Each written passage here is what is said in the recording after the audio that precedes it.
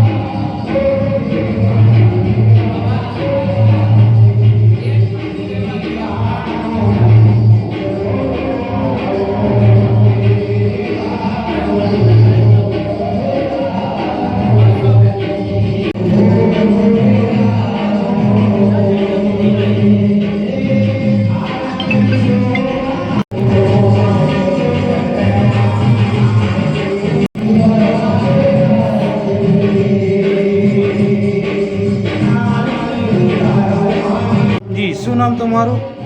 મારું નામ કિરણભાઈ બશાભાઈ તળપદા, પીઠભાગોળ।